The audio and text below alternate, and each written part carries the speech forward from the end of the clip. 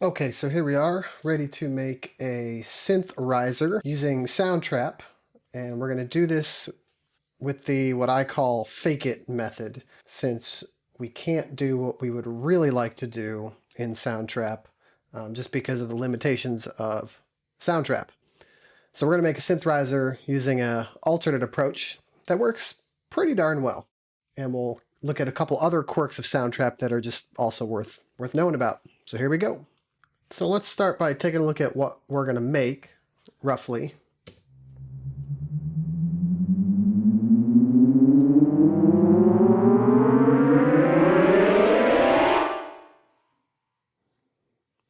All right, so that's kind of the basic idea. So let's go ahead and start this from scratch. We're going to go ahead and start a new project. And the first thing we need is we need a synth to work with. So we'll add a new track, choose synthesizer, and then we're going to go ahead and pick from our synth category here. We're going to go into the actual synths subcategory. And then all of these use the Soundtrap synth instrument. So they're not sample-based instruments. So let's take a look at just some of these, see what they sound like.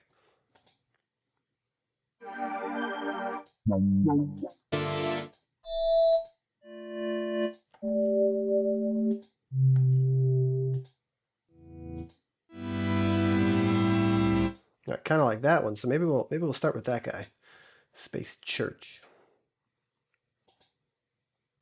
Okay, and so our next step is we're going to just go ahead and add a region here. And I'm going to set this to be 2 bars. We're going to make our riser be a 2-bar riser. And let's go ahead and set our tempo to be kind of roughly what a typical tempo would be. So we'll go around 120 for now. Let's zoom in a little bit. And then all we need to do is we're going to start putting in some notes. And we're going to do them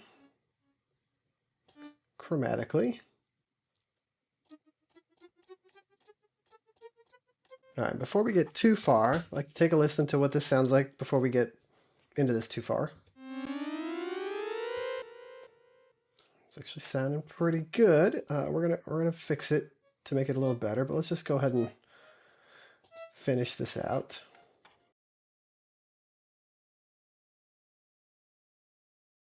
There we go. And you could make this, as long or as short as you want. And I'm going to show you later on how we can actually kind of stretch this to be exactly or pretty close to exactly what we want.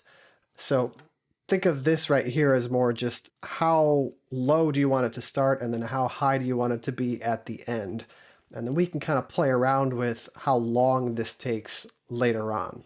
But it's helpful to get this pretty close up front. So let's just see what this sounds like here.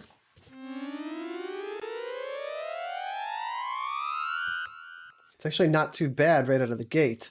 But what we could do is we could go back into the instrument here. And we'll go over to tweak. And then we're going to take a look at the amp envelope here. So depending on which synth you choose, these settings may be quite different than this particular synth. So for example, listen to the difference if we take our attack all the way down.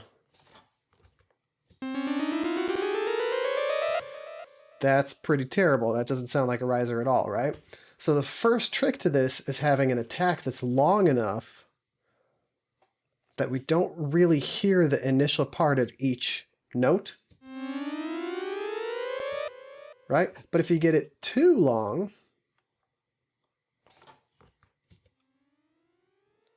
the note is done before the attack is actually finished, and so it just pretty much makes everything super quiet. So you got to find the right spot in here, and it's going to be different, kind of depending on your tempo and depending on the length of notes and everything that you're choosing. And that's actually pretty good. Now, the other parameter we want to take a look at here is this release. So watch what happens if we take this guy all the way down.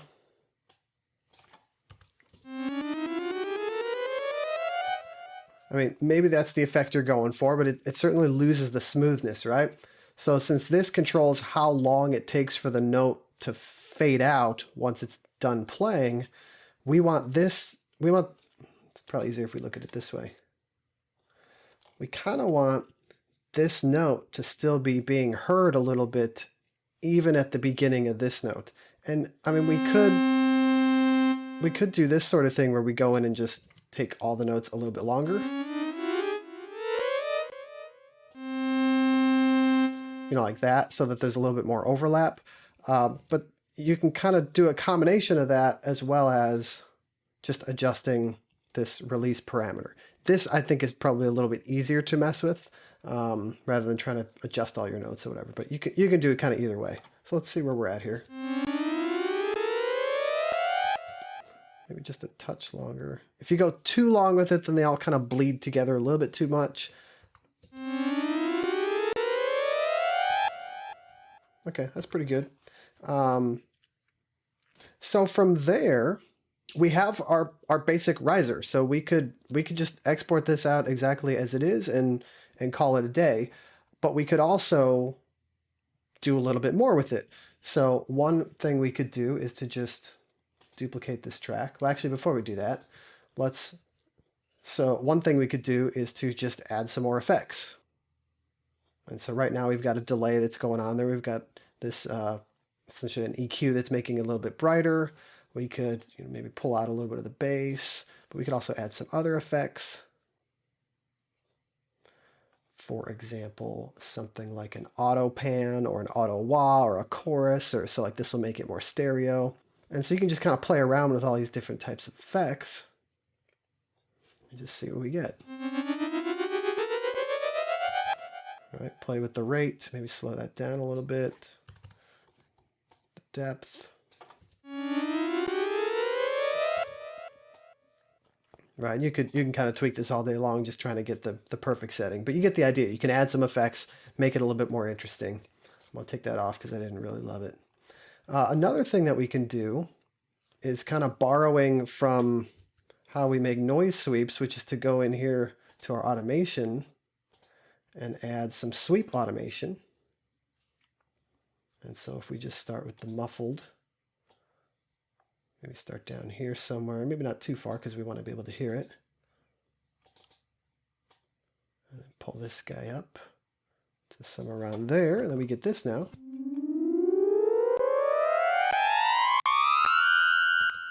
All right, so that can work pretty well. You can also do what I like to do, which is a little bit slower rise at the beginning and then a steeper rise at the end, maybe even a little further over.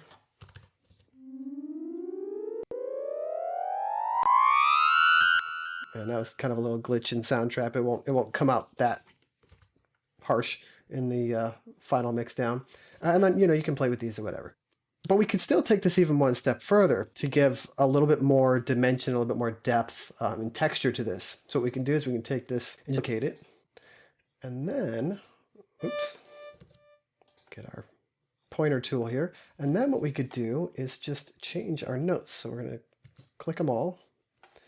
And I'm going to start them, maybe these guys are going to start lower.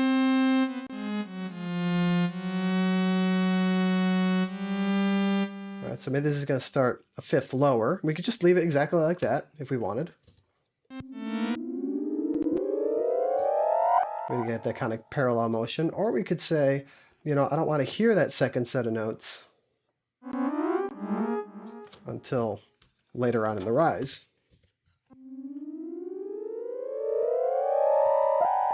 Right. It's being a little glitchy right now in terms of the sound just because I got the screen recorder and everything going on too. So you kind of get the idea there where we can layer in multiple things, and there's nothing saying that we have to keep even the same exact synth here. We could layer in a different synth. We'll have to kind of tweak the attack and release settings again. But again, you get the idea. We could change the automation of this one or whatever, or maybe we just take it straight up off, whatever. Just layering in more additional details here. But the other thing that we can do is, let's go back up, and you can do this on your duplicate track. You could do it on the original. Let's do it maybe with the duplicate for now. And I'm going to start this right at measure 2 here. And instead of going up evenly, every 16th note or whatever, we're going to make this get slowly, we're going to make it increase in pitch faster in time. So kind of like an exponential growth sort of thing. So what we'll do is we're going to zoom in. And then we see we've got, much more time to play with here. So we could, even if we wanted to get real technical about the timing of this, we could switch this to, like a 16th note triplet. That would be the next faster speed than 16ths. Okay, and I'll point out this is going to make us go through much more notes because we're, churning through them faster. And then maybe starting on the last beat here, we switch to 32nd note rise. So we can see those.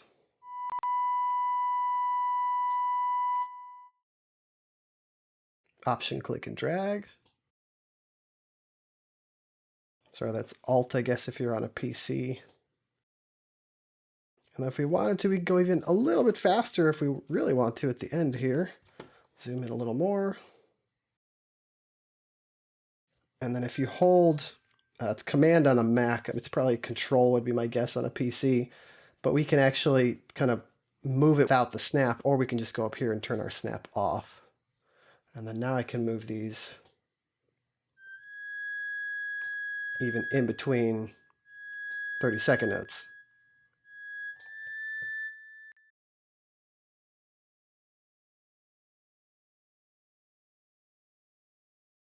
Okay, you kind of get the idea. Now we may need to play with making these notes a little bit shorter as they start going up a little higher. And that we'll have to just kind of play with just based on what it sounds like. So let's zoom back out here so we can kind of see what's going on. And so now you see we got this kind of much more curved increase at the end. Now this might sound terrible. We'll take a look and see.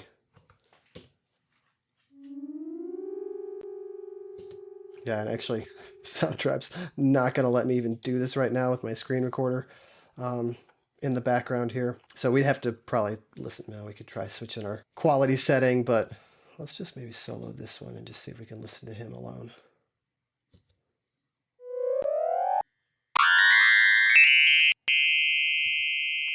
Yeah, that sounds pretty terrible, but I think it has a lot to do with just Soundtrap kind of being slow right now. So either way, hopefully you get the point that you don't even have to do this as a strict linear rise either. You can build in this kind of exponential growth sort of thing at the end here, which tends to be a lot more interesting. And, if it's getting up a little bit too high, you could always, of course, change your notes so that they don't go so high. Take them all and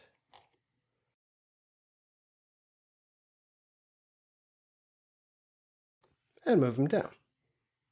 Okay, and so once you've got something that you feel like sounds pretty good, it's time to export this out of here so that we have an actual waveform to play with, so we don't have to mess around with all the waiting for Soundtrap to render our stuff in real time. So the first thing I'm going to do is we need to save this thing. And then, we should title our songs, title our projects, whatever, but whatever. And so now we have to wait a moment while Soundtrap does its mixing thing in the background. But actually, there's one more step that we have to do in order for this to render properly and catch all of the audio tail at the end. It won't really make sense why I'm doing this until you kind of see it in a minute. So all we're going to do is we're going to add a new track. And I'm going to just pick just like a drum track, or honestly, you could do any sort of track. It doesn't really matter. We're just going to add one single note with this track. And we're going to just create a region somewhere after wherever we think the end of the delay and the reverb tail is going to be. Now you could just listen to this and figure out like, oh, it sounds like it's all the way gone by measure 4 or whatever. So I'm going to be super safe and just put it way over here at measure 5. And then all we need is just one single note, just anywhere in here. There we go. And I'll just turn the velocity down, although honestly it doesn't really matter because you're going to trim this little bit out later on. But all we're trying, so here's what's going on is Soundtrap seems to not do a really great job of calculating where the actual end of this reverb tail is. And so you may be having a delay or an echo or a reverb or something that's carrying on all the way out to over here. but it seems to stop it at whatever point the release of the synth ends and not where the actual effects that you put on your track end.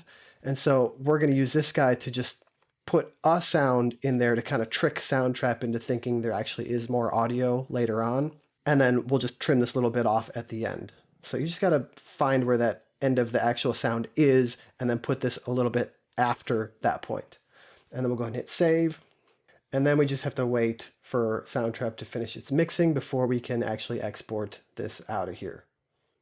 Okay, so Soundtrap is finally done mixing. So we are going to go and download our file. All right, so now we have that WAV file that we could then, just use as a riser or whatever. But I want to take this just one step further so you can see how you can even stretch this a little bit and have it work at different tempos and different lengths depending on what your specific needs are. So we're going to just mute everything that's in there right now and pretend like this part of the project doesn't really exist. In fact, this could be an entirely new project if you wanted. Maybe you got the rest of your beat and your song and everything. But we'll just work in here for now. So I'm going to just drag this in. And the first thing to notice is that you see this lasts all the way through here. I'm not going to do this, but just know that had you not done that, chances are your file would have ended probably somewhere around here-ish, and then there would have been just like a really super quick fade out that wouldn't have caught all this decay at the end here.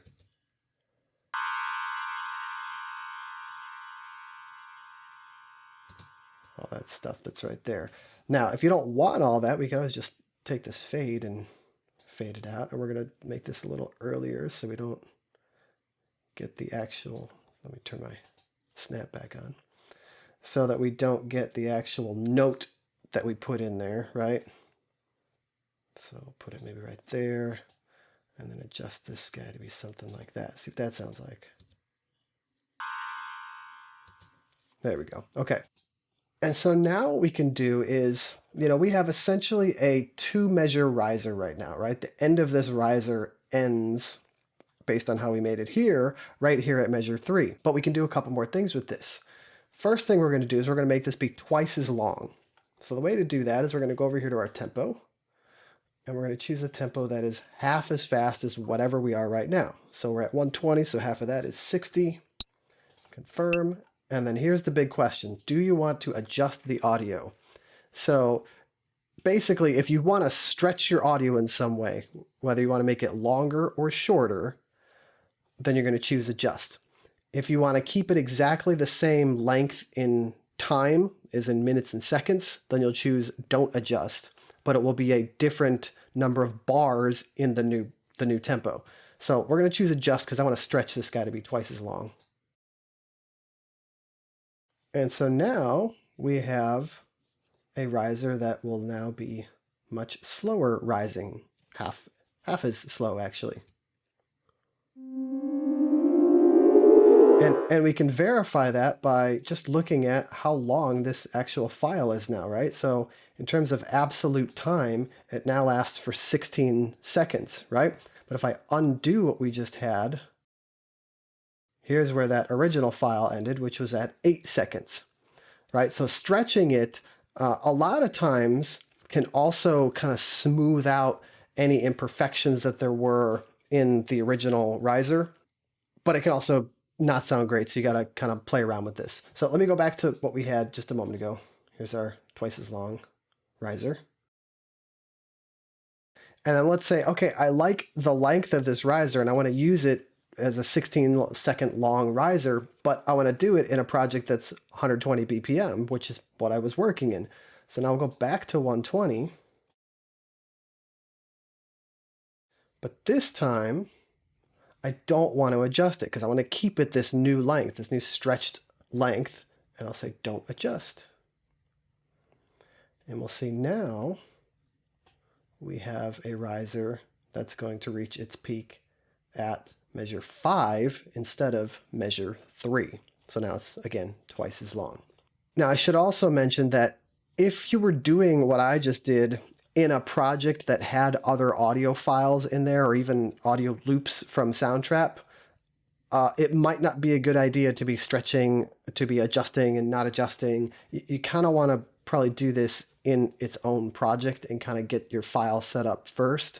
Otherwise, you're going to mess up all your other audio loops and stuff that you might have in your project already. So that's kind of the basic idea. If you really wanted to, you could take this just one single step further, and that would be to just further detail it with other effects that you could add in here. You could also add other sweep automation. Again, all the same stuff you did before, and if you wanted to add another riser bit to it, and you could just keep layering and layering and layering and editing to get it to be exactly what you want. The point is that you can make a riser entirely customized to the amount of time and to the kind of shape of rise, and in fact, even the exact specific pitches that you want it to work inside of Soundtrap. So if you're in the key of G or whatever and you want it to rise from G to G over 2 octaves, you can do that. And in fact, you can do it a heck of a lot easier than using a pre-made audio file riser.